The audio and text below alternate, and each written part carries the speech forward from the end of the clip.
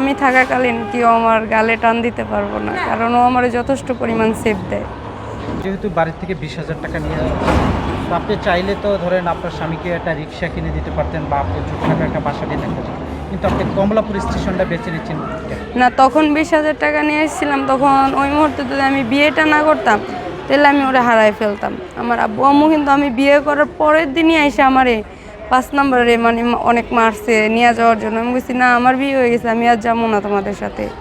অনেক মারছে, আমার বড় ভাইও ছিল, কিন্তু তাও আমি যাই নাই, কারণ ওই মুহূর্তে যদি আমি বিয়ের কাগজটা না দেখাইতাম তাহলে মানে নিয়ে যেত, আর আসতে পারতাম না। এই জীবনটা ভালো লাগে?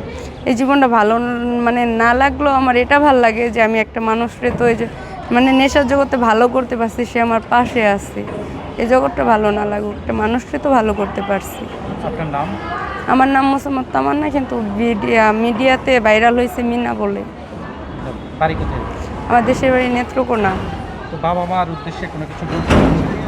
বাবা মার উদ্দেশ্যে এইটুকুই বলবো যে এখনও যদি পারো একটু মাইনা নাও। আমি আজকে সকালেও ফোন দিয়েছিলাম, তো আমার আম্মু রাগারাগি করে ফোন কেটে দিয়েছে। মানে ওনাদের কথা হয়েছে তুমি এখনও ওরে ছেড়া এসে পড়ো, তোমার ভবিষ্যৎটা গড়াও। কিন্তু আমি তো ওরে ছেড়া যাব না, কারণ আমার একটা বাচ্চা হয়ে গেছে। কেউ না জিজ্ঞাক আমার বাচ্চারা, মানে আমি তো ওরে থুয়েও জিজ্ঞাসা, আমার বাচ্চারা তো জিজ্ঞাসা যে আমার আব্বু কই, আমার আব্বুর পরিচয় দাও। তখন কি বলবো? আচ্ছা, আরেকটা আসছিলাম, তো ওটা প্রথম আমি ঘুমাইছিলাম তো ওই পিলারটাতে। তো পরে ওই পিলারে মানে আমি যেখানে ঘুমাইছি ওই আমার সামনেই যে ওই লোকটা আমার মানে উকি পায়রা দেখতেছে, তো আমি আর বলতে পারি না।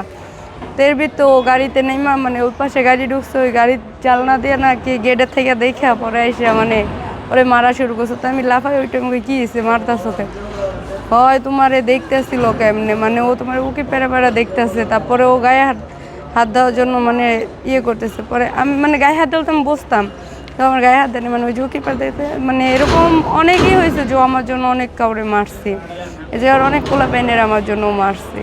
আচ্ছা, এখন কি আপনার ভয় লাগে না যে এখনো তো অনেকের কাছে ব্লেড থাকে, চাকু থাকে, আপনি যেভাবে একজন সুন্দরী নারী, আপনাকে যদি এইভাবে এসে টান মারে কিংবা এই করে, এই ভয়টা কি এখনো পান?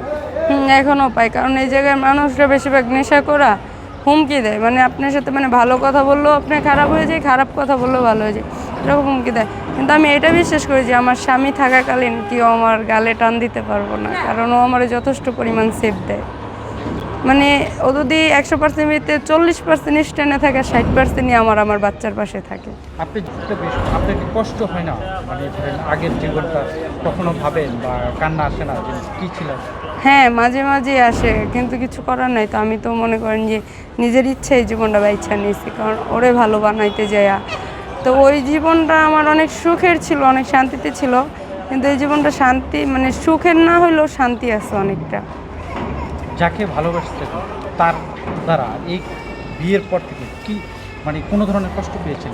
না, এখন ওরকম ধরনের কোনো আঘাত আমি পাই নাই, কিন্তু আশা করি আল্লাহ যেন আর নাও পায়। মোবাইল আছে আপনার সঙ্গে? না, আমার সাথে ফোন নেই। মাকে কীভাবে পাবেন?